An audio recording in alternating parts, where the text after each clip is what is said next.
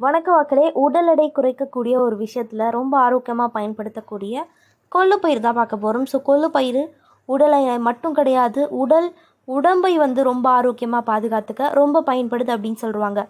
பெரும்பாலும் கொள்ளுப்பயிரை ரசம் வைத்து சாப்பிடுவாங்க. ஆனால் ஒரு சில வழிகளில் கொள்ளு உணவை சமைத்து சாப்பிட்டா கூடுதல் பலன் கிடைக்கும் அப்படின்றதான் சொல்ல வராங்க. என்னன்றதை தெரிஞ்சுக்கலாமா?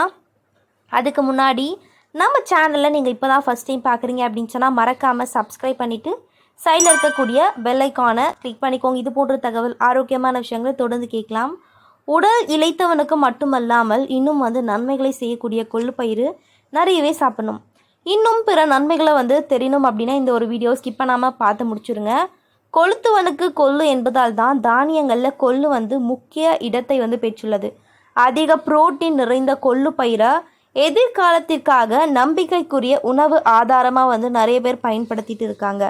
உடல் எடையை குறைக்க வேண்டும் அப்படின்னு நினைப்பவர்கள் கொள்ளுவை சேர்த்து அதிகமாக சாப்பிடணும். காரணம், கொள்ளுவை பார்த்திங்கன்னா எரிக்கக்கூடிய சக்தி அதிகமாகவே இந்த கொள்ளுவில் காணப்படுது அப்படின்னு சொல்கிறாங்க.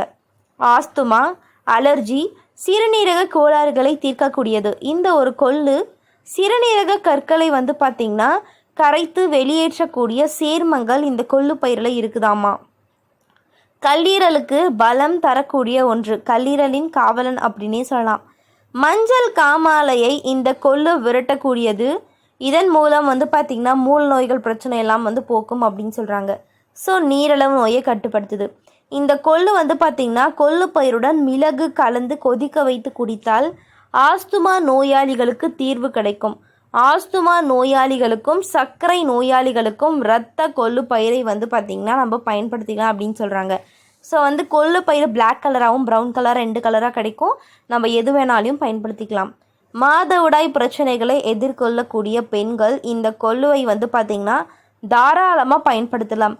கொள்ளுவை தொடர்ந்து சாப்பிடும்போது மாதவிடாய் சீராகும். ஆனால் சூடு தன்மையை அதிகம் கொண்டிருக்கும் கொள்ளுவை மாதவிடாய் காலத்தில் சாப்பிட்றதை தவிர்க்க சொல்வாங்க.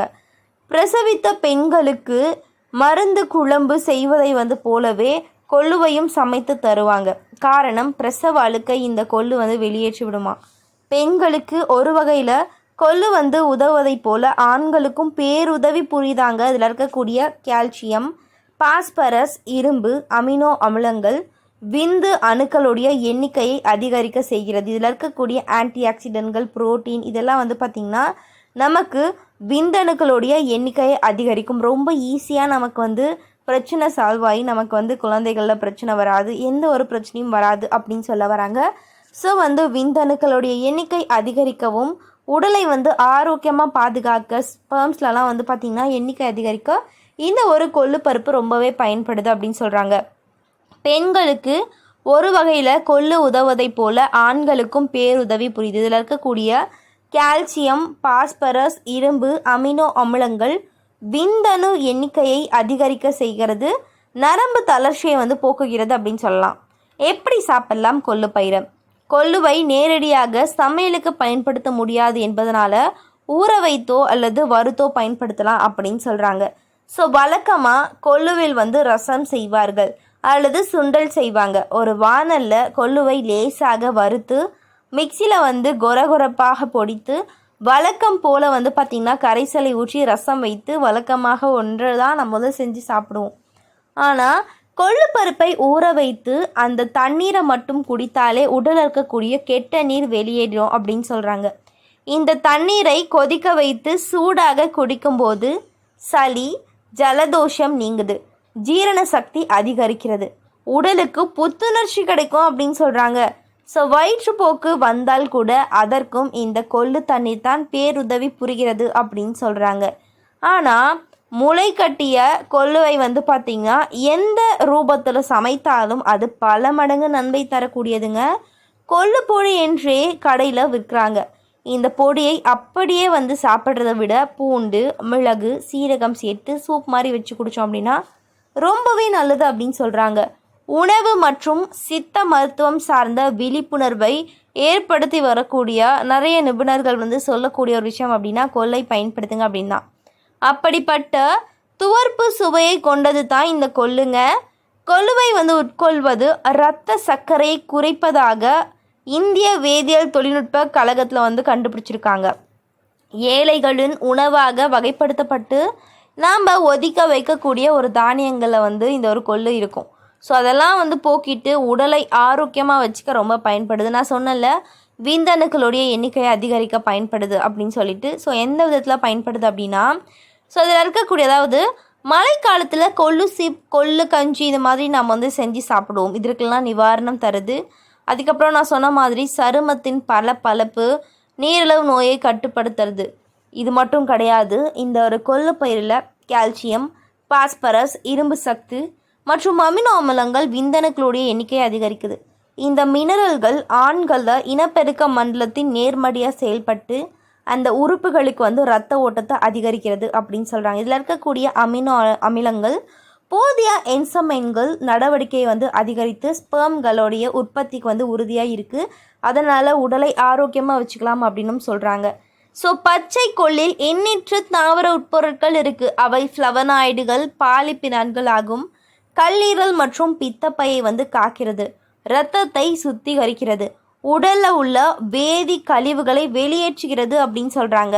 உடலில் கால்சியம், பாஸ்பேட், உப்புகள் சேர்வதனால சிறுநீரகத்தில் கற்கள் உருவாகுது. கொள்ளு பருப்பில் சக்தி வாய்ந்த ஆன்டி ஆக்சிடென்ட்கள் இருக்குது. இது வந்து சிறுநீரக கற்கள் கடினமாவதை தடுக்குது. இது ஆரோக்கியமான சிறுநீரகத்தை பாதிக்கும் ஃப்ரீ ரேடியேட்டர்களை நல்ல முறையில் வெளியேற்றுகிறது அப்படின்னு சொல்கிறாங்க. ஸோ சிறுநீரக கோளாறுகளுக்கும் தீர்வு கொடுக்கிறது. அப்படின்னா இந்த ஒரு கொள்ளு பயிரை நம்ம கண்டிப்பாக பயன்படுத்தலாம். கொள்ளு பயிரை எப்படி பயன்படுத்துறது? ரசமாக வச்சு குடிக்கலாம். அப்படி இல்லைன்னா உங்களுக்கு வந்து ரொம்ப கஷ்டமாக இருக்குது அப்படின்னா சூப் மாதிரி வச்சு குடிங்க. ஒன்றும் இல்லைங்க, கொள்ளு பயிரை போட்டு நல்லா கொதிக்க வச்சுட்டு காலை எழுந்த உடனே குடிச்சிட்டு வாங்க போதும். அப்படி இல்லை அப்படின்னா கொள்ளை நல்லா வறுத்துக்கோங்க வானலில். பச்சை கொள்ளை நம்ம வந்து அரைக்க முடியாது, அதனால் நல்லா வந்து வானலில் கருன்னு வர வரையும் வறுத்துக்கிட்டு அது நல்லா வந்து மிக்சியில் போட்டு வச்சுக்கோங்க. தினமும் வந்து 1 டீஸ்பூன் வந்து கொள்ளை நம்ம கரைச்சி குடிக்கலாம் அப்படின்னு சொல்கிறாங்க. அதுவும் முடியல அப்படின்னா இரவு வந்து 1 கைப்பிடி அளவோ இல்லைனா வந்து நமக்கு தேவையான அளவு ஒரு 1/2 கப் வந்து கொள்ளு பயிரை போட்டு நல்லா ஊற வச்சுட்டு காலை எழுந்த உடனே அந்த தண்ணீரை மட்டும் குடித்தா போதும். நம்ம கொள்ளை பயன்படுத்தணும், அதை சாப்பிட்ணும் அப்படின்னு எந்த ஒரு அவசியமும் கிடையாது. ஸோ நீங்கள் இதை மட்டும் பண்ணிங்கன்னா போதும், உடலுடைய எடை மலன்னு குறைஞ்சிரும். இன்னும் வந்து பல நன்மைகள் நமக்கு கிடைக்கும் அப்படின்னு சொல்கிறாங்க. ஸோ மக்களே, கொளுத்தவனுக்கு கொள்ளு, இளைத்தவனுக்கு எள்ளு அப்படின்னு சொல்கிற மாதிரி இந்த கொள்ளும் எள்ளும் நிறைய விதத்தில் பயன்படுது. ஸோ கொள்ளை பயன்படுத்துங்க, ஆரோக்கியமாக இருங்க. தினந்தோறும் வந்து பயன்படுத்தக்கூடிய உணவுகளை நீங்கள் சேர்த்துக்கனா கூட பிரச்சனையே கிடையாது. ரொம்ப ஆரோக்கியமான உணவு. இது போன்ற பதிவுகள், ஆரோக்கியமான விஷயங்கள் கேட்கணும் அப்படின்னா நம்ம சேனலை மறக்காமல் சப்ஸ்கிரைப் பண்ணிவிட்டு சைடில் இருக்கக்கூடிய பெல் ஐக்கானை மட்டும் கிளிக் பண்ணிக்கோங்க. நன்றி, வணக்கம் மக்களே.